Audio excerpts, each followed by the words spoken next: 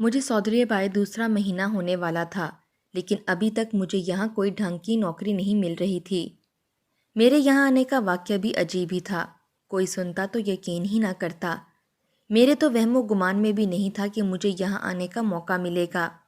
میں اپنے گھر کی غریبی کی وجہ سے بہت پریشان تھا، کیونکہ میری بہنوں کی شادی صرف اس وجہ سے رکی ہوئی تھی کہ ہمارے پاس جہیز نہیں تھا۔ ایک دن میں سڑک پر پریشان بیٹھا ہوا تھا کہ ایک آدمی بڑی سی گاڑی میں میرے پاس آیا اور کہنے لگا، تم کچھ پریشان ہو، میں تمہاری مدد کر سکتا ہوں۔ میں نے کہا، بھائی جاؤ یہاں سے، میں بہت پریشان ہوں، میرا دماغ نہ کھاؤ۔ وہ کہنے لگا، میں تمہیں نوکری دینے آیا تھا، اگر تمہاری خواہش نہیں تو ٹھیک ہے، میں چلا جاتا ہوں۔ میں نے جلدی سے کہا کہ رک جاؤ، مجھے تفصیلاً بتاؤ۔ اندر ہی اندر میں گھبرا بھی رہا تھا کہ کہیں میرے ساتھ کوئی فراڈ نہ ہو جائے، لیکن وہ آدمی کہنے لگا کہ فکر نہ کرو، اگر اپنے حالات بدلنا چاہتے ہو تو میرے ساتھ چلو، میں تمہیں باہر کے ملک میں بھجوا دوں گا، وہاں پر تم کام کر کے اپنے حالات بدل سکتے ہو۔ میں باہر جانے کا سن کر فوراً کھڑا ہو گیا۔ میں نے سوچا کہ ایک بار اس کی بات سن لیتا ہوں، کیا پتہ وہ کوئی نیک آدمی ہو، لیکن وہ میری مدد کیوں کرنا چاہ رہا تھا؟ میں نے اسے پوچھا، بھائی، نہ میں تمہیں جانتا ہوں اور نہ تم مجھے جانتے ہو، لیکن پھر بھی تم میری مدد کیوں کرنا چاہ رہے ہو؟ تو وہ کہنے لگا، بس میں ایسے روز کسی غریب کی مدد کر دیا کرتا ہوں، اللہ تعالیٰ نے بہت کچھ دیا ہے مجھے۔ یہ سارا معاملہ کچھ پراسرار سا لگ رہا تھا اور کچھ مشکوک بھی، لیکن میرے پاس کوئی اور چارہ بھی نہیں تھا۔ کچھ دنوں پہلے ہی اپنی حماقت کی وجہ سے نوکری چھوڑ چکا تھا۔ میں نے اللہ کا نام لیا اور اس آدمی کے ساتھ چل دیا۔ وہ مجھے لے کر ایک بڑے سے بنگلے میں آ گیا۔ مجھے کمرے میں بٹھا کر وہ آدمی خود غائب ہو گیا۔ کچھ دیر بعد آیا تو اس کے ہاتھ میں کچھ پیسے اور ویزا تھا۔ مجھے دیکھ کر کہنے لگا، یہ پیسے پکڑو اور اپنا پاسپورٹ بنوا لو، کچھ دنوں بعد تمہیں ٹکٹ بھی مل جائے گی۔ مجھے یقین نہیں آ رہا تھا کہ قسمت مجھ پر یوں بھی مہربان ہو سکتی ہے۔ میں اسی وقت پیسے لے کر وہاں سے آ گیا۔ اگلے کچھ دنوں میں نے پاسپورٹ بنوا لیا۔ میں اگلے روز اس آدمی کے گھر گیا تو اس نے میرے ہاتھ میں ٹکٹ تھما دی اور ساتھ ہی ایک موبائل نمبر بھی دیا اور بولا، پرسوں تمہاری فلائٹ ہے، وہاں جا کر جو موبائل نمبر میں نے تمہیں دیا ہے اس نمبر پر رابطہ کر لینا، تمہیں نوکری مل جائے گی۔ میں گھر والوں کو بتا کر سعودی عرب آ گیا، لیکن ایئرپورٹ سے نکلنے کے بعد مجھے احساس ہوا کہ وہ نمبر مجھ سے کہیں کھو گیا ہے۔ میرے تو پیروں تلے سے زمین نکل گئی کہ اب میں کیا کروں گا۔ میں تو یہاں کسی کو جانتا بھی نہیں تھا۔ جانے وہ آدمی کون تھا جس نے مجھ پر مہربانی کر کے یہاں بھجوا دیا تھا، لیکن اب میں یہاں آ کر پھنس گیا تھا۔ میں بہت پریشان ہو گیا۔ پہلے محنت مزدوری شروع کر دی تاکہ اپنی بھوک مٹا سکوں۔ مجھے یہاں آئے دوسرا مہینہ ہونے والا تھا اور میں نے ابھی تک اپنے گھر والوں کو 1 روپیہ تک نہیں بھیجا تھا۔ میری قسمت اچھی تھی کہ ایک امیر آدمی مجھے اپنے گھر لے گیا اور مالی کی نوکری دے دی۔ مجھے وہاں سے اچھی تنخواہ ملنے لگی۔ وہاں صاحب کی ایک رشتہ دار خاتون آتی تھی، وہ مجھے گھور گھور کر دیکھتی رہتی۔ ایک دن صاحب نے مجھے اس عربی عورت کے گھر بھیج دیا کہ تم آج سے اس کے ملازم ہو اور اس کے گھر ڈرائیوری کرو گے۔ وہ عربی عورت مجھ پر بہت مہربان تھی، میری تنخواہ بھی اچھی تھی اور اس نے مجھے رہنے کے لیے بہت اچھا کمرہ بھی دیا ہوا تھا، جبکہ اس کے باقی ملازم سرونٹ کوارٹر میں رہتے تھے۔ اس عورت کی ایک جوان بیٹی تھی، بس وہ کہیں جاتی تو مجھے اپنے ساتھ لے کر جاتی، مگر میں نے آج تک اس کی شکل نہیں دیکھی تھی۔ خود کو کالے برقعے میں ڈھانپ کر رکھتی تھی۔ ابھی کچھ ہی دن گزرے تھے کہ مجھے اس عورت کی بیٹی کی حرکتیں مشکوک سی لگنے لگیں۔ وہ گاڑی میں میرے ساتھ آگے بیٹھ جاتی اور میرے قریب آنے کی کوشش کرتی، میرا ہاتھ پکڑ لیتی، مگر میں ڈر کی وجہ سے چپ بیٹھا رہتا۔ ایک دن عربی عورت نے مجھے گھر کے اندر بلایا اور مجھے کہنے لگی، تمہیں اپنی بہنوں کی شادی کے لیے کتنی رقم چاہیے؟ میں نے کہا، لاکھوں روپے چاہیے ہوں گے، کیونکہ جہیز بنانا ہے۔ کہنے لگی، تم جتنے روپے مجھ سے مانگو گے میں تمہیں دوں گی، مگر میری ایک شرط ہے، اور وہ یہ کہ تمہیں میری بیٹی سے شادی کرنی ہوگی۔ میں تو یہ شرط سن کر پریشان ہو گیا، کیونکہ مجھے اس کی بیٹی ٹھیک نہیں لگتی تھی اور میں ویسے بھی اپنے ملک میں شادی کرنا چاہتا تھا۔ مگر پھر جب میں نے انکار کیا تو اس عورت نے مجھے دھمکی دے ڈالی کہ وہ مجھ پر الزام لگا کر مجھے جیل بھجوا دے گی۔ مجبوراً میں اس شادی پر راضی ہو گیا۔ اس عورت نے میرے سامنے ڈھیر سارے پیسے رکھے اور بولی، بات دراصل یہ ہے کہ میری بیٹی کو تم پسند آ گئے ہو، وہ تمہیں ڈھیر ساری دولت اور آسائش دے گی، تم جو مانگو گے وہ دے گی، مگر شرط یہ ہے کہ تم نکاح سے پہلے اس کی شکل نہیں دیکھ سکتے، نکاح کے بعد ہی دیکھو گے۔ یہ شرط سن کر مجھے تھوڑا عجیب لگا، مگر اتنے سارے پیسے دیکھ کر میں نے بھی ارادہ کر لیا کہ اب میں ضرور اس کی بیٹی سے شادی کروں گا، یہ تو میری زندگی بدل دے گی۔ اب میرے پاس انکار کا جواز ہی نہیں تھا، مجھے پیسے اور ہر سہولت مل رہی تھی، اس کے بدلے اگر مجھے کسی بدصورت یا معذور لڑکی سے بھی شادی کرنی پڑتی تو یہ گھاٹے کا سودا نہیں ہوگا۔ میں نے سربی عورت سے ڈھیر سارے پیسے لے کر پاکستان بھجوا دیے تاکہ میری بہنوں کی شادیاں ہو سکیں۔ اس ساری صورتحال میں مشکوک صرف ایک بات تھی، اور وہ یہ کہ اس عورت کی بیٹی کی شکل میں نے آج تک نہیں دیکھی تھی، اور دوسرا یہ کہ وہ مجھ سے ہی اپنی بیٹی کی شادی کیوں کرے گی؟ کوئی تو وجہ ضرور تھی جو مجھ سے چھپا رہی تھی۔ سوچ سوچ کر میری بس ہو گئی تھی۔ ایک دن وہ عورت کہنے لگی، ایک ہفتے بعد تمہارا اور میری بیٹی کا نکاح ہے اور تم اس کی شکل بھی نکاح کے بعد دیکھو گے۔ اس عورت نے بتایا کہ میری بیٹی کچھ دنوں کے لیے اپنی کسی عزیز کے پاس دوسرے ملک چلی گئی ہے، جیسے ہی وہ آئے گی اسی دن تمہارا نکاح اس سے ہو جائے گا۔ میں نے حامی بھر لی۔ مجھے لگا سادگی سے نکاح ہوگا، لیکن اس نے تو اتنی دھوم دھام سے تیاریاں شروع کر دیں کہ میں حیران ہی رہ گیا۔ مہندی کی تقریب تو اتنی زبردست تھی کہ میں سوچ بھی نہیں سکتا تھا، لیکن اس کی بیٹی ابھی تک آئی نہیں تھی۔ اب میں تجسس میں پڑ گیا کہ کیا وہ عین وقت پر آئے گی؟ بارات والے دن صبح صبح میں نے اپنے کمرے کی کھڑکی سے دیکھا کہ ایک بڑی سی گاڑی سے ایک نقاب پوش لڑکی نکلی اور اندر چلی گئی۔ وہ اسی عورت کی بیٹی تھی جو اب میری بیوی بننے والی تھی، مگر اس نے آج بھی اپنے چہرے پر نقاب کیا ہوا تھا۔ میں یہ سب دیکھ کر حیران ہوا تھا، پھر سوچا کہ چلو جو بھی ہے، نکاح کے بعد راز کھول ہی جائے گا۔ اب مجھے نکاح کا انتظار تھا۔ میں نے پاکستان میں اپنی شادی کے بارے میں کسی کو بھی نہیں بتایا تھا کہ پتہ نہیں یہ شادی کتنا عرصہ چلے گی۔ نکاح ہوا، نکاح کے بعد دلہن کو میرے کمرے میں پہنچا دیا گیا اور میں نے بے تابی سے دلہن کا چہرہ دیکھنے کے لیے گھونگھٹ اٹھایا، اور جیسے ہی اس کا چہرہ دیکھا میرے تو ہوش ہی اڑ گئے۔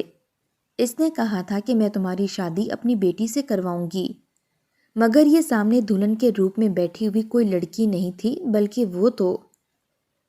میرے منہ سے چیخ نکلتے نکلتے رک گئی۔ میرا جسم کانپ رہا تھا، اور پھر میرے سامنے میرا ماضی گھوم گیا تھا جب میں پاکستان میں تھا۔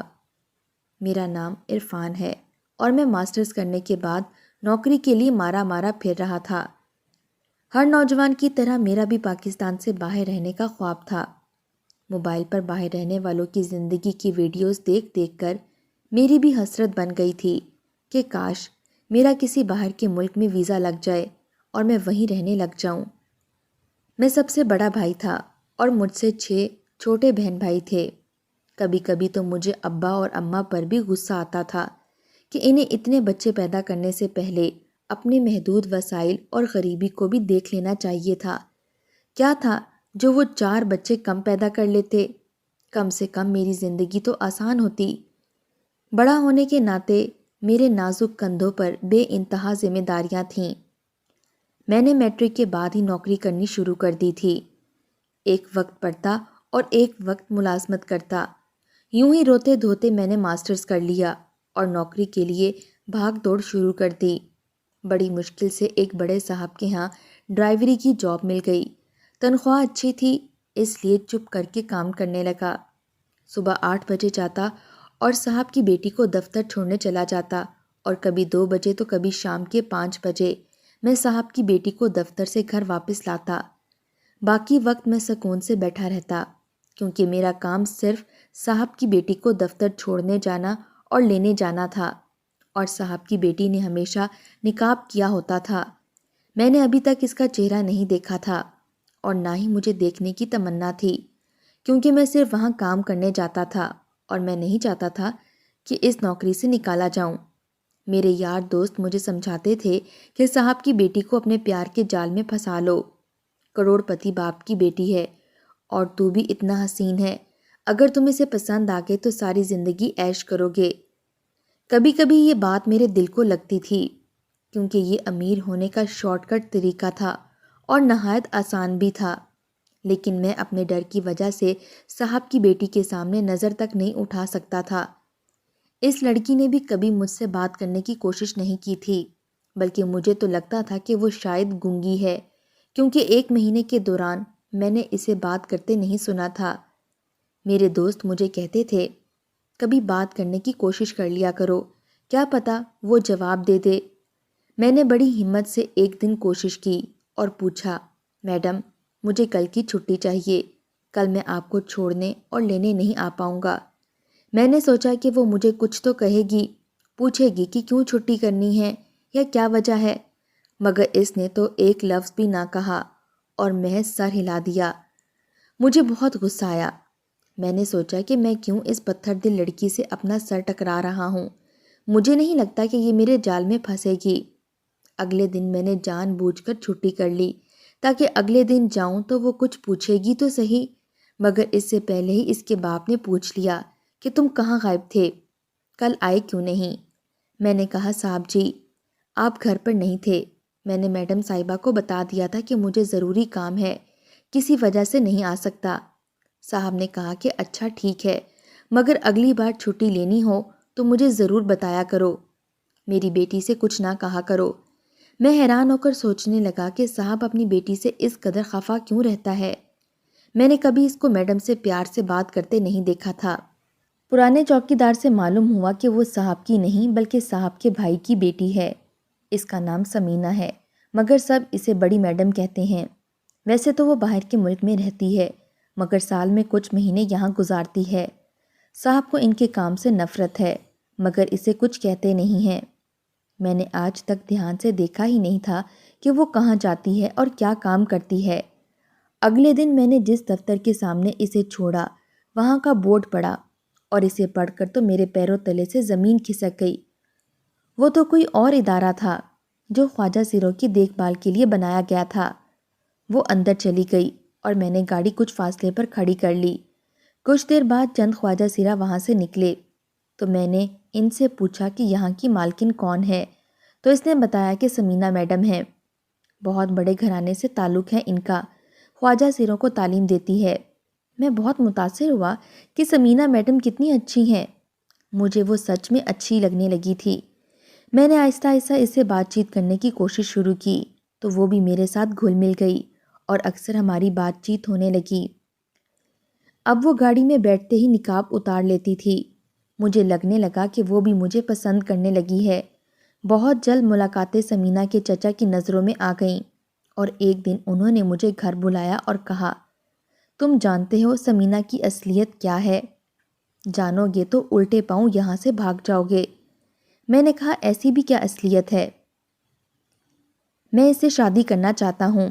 صاحب جی میری بات سن کر مجھے عجیب نظروں سے دیکھنے لگے اور کہنے لگے، وہ لڑکی نہیں ہے، ایک خواجہ سیرا ہے، تیسری جنس سے تعلق رکھتی ہے، کیسے شادی کرو گے؟ یہ سن کر تو میرے سر پر آسمان ٹوٹ پڑا۔ مجھے ان لوگوں سے لگاؤ دیکھ کر ہی سمجھ جانا چاہیے تھا کہ اس کی اصلیت کیا ہے۔ ان کے ساتھ جب ہوتی تھی تو یہی لگتا تھا کہ وہ بھی اس جنس سے تعلق رکھتی ہے، مگر میں نے کبھی اس پر شک کرنے کا سوچا ہی نہیں تھا۔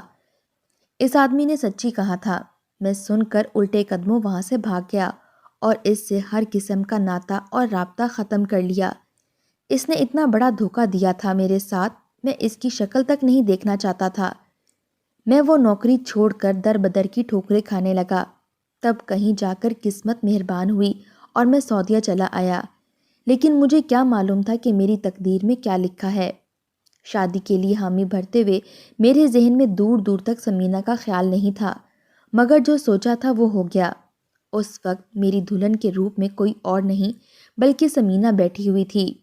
میں نے سر ہاتھوں میں تھام لیا تھا۔ میرا سر یہ سوچ کر چکرانے لگا تھا کہ میں نے خواجہ سیرا سے شادی کر لی۔ لیکن اب کوئی راستہ نہیں تھا۔ میں پیسے لے چکا تھا اور گھر میں میری بہنوں کی شادی کی تیاریاں چل رہی تھیں، ورنہ میں اسی وقت وہاں سے بھاگ جاتا۔ میری لالچ نے مجھے کہاں لا کھڑا کیا تھا کہ ایک خواجہ سرا میری بیوی کے روپ میں موجود تھی۔ میں نے غصے میں آ کر اسے اپنے کمرے سے نکال دیا اور وہ اپنی ماں کے پاس چلی گئی۔ جیسے ہی وہ کمرے سے باہر گئی، میں نے اسی وقت اندر سے دروازہ بند کر دیا۔ میں اس کو اپنے کمرے میں نہیں دیکھنا چاہتا تھا۔ صبح ہوئی تو میری ساس آئی اور مجھے دھمکی دے کر بولی کہ چپ چاپ میری بیٹی کو قبول کر لو اور ولیمے کے لیے تیار ہو جاؤ، ورنہ میں تمہیں جیل بھجوا دوں گی۔ تم سوچ بھی نہیں سکتے میں تمہارے ساتھ کیا کر سکتی ہوں۔ میں مجبوراً اپنے گھر والوں کی خاطر اٹھا اور تیار ہونے لگا، کیونکہ اس کی پہنچ بہت زیادہ تھی، وہ کچھ بھی کر سکتی تھی۔ ولیمے کے لیے سمینہ کو تیار ہوئے دیکھ کر کہیں سے بھی نہیں لگ رہا تھا کہ وہ لڑکی نہیں ہے بلکہ کوئی اور جنس ہے۔ میں الجھنے لگا تھا۔ ولیمے والی رات بھی میں کمرے سے باہر نکل کر لان میں آ گیا۔ میری ساس میرے پاس آئی اور پیار سے کہنے لگی، تم یہاں کیوں کھڑے ہو؟ میں نے غصے سے کہا کہ آپ نے مجھے دھوکہ دیا ہے۔ آپ نے کہا تھا کہ میری آپ کی بیٹی سے شادی ہوگی، یعنی ایک لڑکی سے، لیکن آپ نے تو مجھے دھوکہ دیا اور ایک خواجہ سرا سے شادی کروا دی۔ وہ کہنے لگی، تمہیں کسی نے غلط بتایا ہے، میری بیٹی خواجہ سرا ہرگز نہیں ہے، اصل بات کچھ اور ہے۔ میں نے کہا، مجھے کوئی اصل بات نہیں سننی، آپ میری جان چھوڑ دیں۔ اس سے پہلے کہ میری ساس کچھ کہتیں، سمینہ کمرے سے نکل آئی اور بولی، ٹھیک ہے، 1 ماہ کے بعد تم مجھے طلاق دے کر واپس پاکستان جا سکتے ہو۔ تمہیں جتنے پیسے دیے گئے ہیں وہ بھی واپس نہیں لیے جائیں گے، لیکن میری ایک اور شرط ہے۔ میں بہت خوش ہو گیا یہ سن کر کہ 1 ماہ بعد میری جان چھوٹ جائے گی۔ اس 1 مہینے کے لیے اس کی شرط یہ تھی کہ دوسروں کے سامنے مجھے ایک اچھے شوہر کا ناٹک کرنا ہوگا، کیونکہ آئے روز ہمیں کسی نہ کسی دعوت پر جانا ہوتا تھا۔ میں حیران ہوتا تھا کہ یہاں سعودی عرب میں کیا کوئی بھی نہیں جانتا تھا کہ سمینہ کی اصلیت کیا ہے۔ اس 1 مہینے میں نے اس پر مکمل طور پر نظر رکھی، کوئی بھی مشکوک بات نہ پتہ چل سکی۔ مجھے ہر وقت اس کے ساتھ رہنا پڑتا تھا، رات ہوتے ہی میں دوسرے کمرے میں چلا جاتا۔ آخر 1 مہینہ بھی گزر گیا، میں نے جلدی سے طلاق کے پیپر بنوا لیے۔ میری ساس کہنے لگی، ابھی بھی وقت ہے، سوچ لو، تم حقیقت سے لا علم ہو، یہ نہ ہو کہ جب تمہیں سب معلوم ہو تو پچھتاتے اور ہاتھ ملتے رہ جاؤ۔ میں سمجھ گیا کہ وہ مجھے روکنے کے لیے ایسے ہتھ کنڈے استعمال کر رہی ہے، مگر میں واپس پاکستان آنے کا فیصلہ کر چکا تھا۔ میں اسے طلاق دے کر واپس پاکستان آ گیا۔ یہاں مجھے ایک نئے سرے سے زندگی شروع کرنی تھی، اسی لیے محنت شروع کر دی۔ جو دل میں خواب تھے وہ سارے ختم ہو گئے۔ 2 سال کی محنت کے بعد میں ایک چھوٹا سا کاروبار قائم کرنے میں کامیاب ہو گیا۔ مجھے اسی سلسلے میں ایک بڑے برانڈ کے ساتھ میٹنگ کرنے اپنے دوست کی کمپنی جانا پڑا، تو وہاں سمینہ کو دیکھ کر میں حیران رہ گیا اور یہ جان کر تو دنگ ہی رہ گیا کہ اب وہ میرے دوست کی بیوی ہے۔ میں نے اپنے دوست کو سب کے سامنے کھینچ کر کہا، یہ تم نے کیا کیا؟ شادی کر لی؟ میرا دوست میرا بازو پکڑ کر دوسرے کمرے میں لے گیا اور کہا کہ یہاں شور مت کرو۔ میں نے کہا، تم جانتے بھی ہو تم نے کس سے شادی کی ہے؟ کہنے لگا، ہاں میں جانتا ہوں، اور میں وہ سب بھی جانتا ہوں جو تم نہیں جانتے، پر یہ خواجہ سرا نہیں ہے بلکہ ایک لڑکی ہے۔ جب وہ پیدا ہوئی تو ڈاکٹر کو یہی لگا کہ وہ خواجہ سرا ہے، مگر 15 سال کی عمر میں کچھ پیچیدگیوں کے باعث اس کا آپریشن ہوا اور وہ ایک لڑکی بن گئی۔ خاندان والوں کو یقین نہ آیا تو سمینہ کے رشتہ داروں نے کہنا شروع کر دیا کہ وہ ایک خواجہ سرا ہے، اور انہی باتوں سے تنگ آ کر اس کے ماں باپ اسے لے کر سعودی عرب شفٹ ہو گئے۔ اپنی تعلیم مکمل کرنے کے بعد سمینہ نے خواجہ سراؤں کے لیے کچھ کرنے کا سوچا، کیونکہ اس پر صرف خواجہ سرا ہونے کا الزام لگا تھا اور اس کی زندگی جہنم بنا دی گئی تھی۔ وہ سوچنے لگی کہ جو سچ مچ جیسے لوگ ہیں، ان کے لیے تو جینا بہت مشکل ہوگا۔ اس لیے وہ سال کے چند مہینے پاکستان میں رہتی اور ایک ادارہ قائم کیا، جس کی وجہ سے اس کے رشتہ داروں کا شک مزید ہو گیا کہ وہ لڑکی نہیں ہے۔ اور پھر سمینہ کی ملاقات تم سے ہوئی، تم اسے اچھے لگنے لگے، بہت جلد یہ تم سے محبت کرنے لگی، مگر تم اس کے چچا کی باتوں میں آ کر اس کو چھوڑ کر بھاگ گئے۔ یہ بہت بیمار پڑ گئی تھی، اس کی ماں کو پتہ چلا تو اس نے تمہیں سعودی عرب بلوایا، تمہارے جانے کے سارے انتظامات انہوں نے ہی کیے تھے۔ وہ اپنی بیٹی کا دل اور گھر بسانا چاہتی تھیں، اس لیے تمہیں مجبور کر کے تمہاری سمینہ سے شادی کروا دی۔ ان کا خیال تھا کہ شادی کی رات تمہاری ساری غلط فہمیاں دور ہو جائیں گی، مگر تم نے تو سمینہ کی بات کو سننا ہی گوارا نہیں کیا اور اپنے کمرے سے نکال دیا۔ تم سمینہ کو وہی سمجھتے رہے جو جانتے تھے۔ ایک بار بھی اگر اس سے بات کر لیتے تو تمہیں سب معلوم ہو جاتا، مگر تم اسے طلاق دے کر آ گئے۔ بہت ٹوٹ گئی تھی۔ اس وقت میں نے ہی اسے سہارا دیا اور ساری حقیقت جاننے کے بعد شادی کے لیے پرپوز کیا۔ اب ہم وہاں سے پاکستان آ گئے ہیں۔ یہ ساری باتیں مجھے خود سمینہ نے بتائی ہیں تاکہ کل میں اسے تمہاری طرح نہ چھوڑ جاؤں۔ میں یہ سب سن کر ایسا ہو گیا جیسے میرے جسم میں جان ہی نہ ہو۔ میں نے اپنے ہاتھوں سے اپنے پیروں پر کلہاڑی ماری تھی۔ میرا وہ دوست 5 سالوں سے پردیس میں دھکے کھا رہا تھا، لیکن سمینہ سے شادی کرنے کے بعد وہ آج اتنی بڑی کمپنی کا مالک بن بیٹھا تھا۔ میرا دوست کہنے لگا، قسمت نے بار بار تمہارے دروازے پر دستک دی، مگر تم نے ہر بار اسے دھتکار دیا۔ تم بدقسمت ہو کہ سمینہ جیسی پیاری لڑکی کو چھوڑ دیا۔ میں مرے مرے قدموں سے اس دفتر سے نکل آیا۔ سارا قصور میرا اپنا تھا، ساری غلطی میری خود کی تھی۔ کاش میں اس وقت سمینہ کی بات سن لیتا۔ کوئی فیصلہ لینے سے پہلے اگلے کو بولنے کا موقع ضرور دینا چاہیے۔ آپ کو کیا لگتا ہے کہ کون غلط ہے؟ کیا سمینہ کو کوشش کر کے حقیقت بتانی چاہیے تھی، یا میں نے جو بات سچ مان کر اس کو دھتکارا؟ یہ ایک عام ری ایکشن تھا جو کسی بھی انسان کا ہو سکتا تھا۔ اپنی قیمتی رائے کمنٹ باکس میں ضرور دیجیے گا، اور اگر آپ ہمارے چینل پر نئے ہیں تو چینل کو سبسکرائب کر دیں اور ویڈیو کو لائک کر دیں۔ شکریہ۔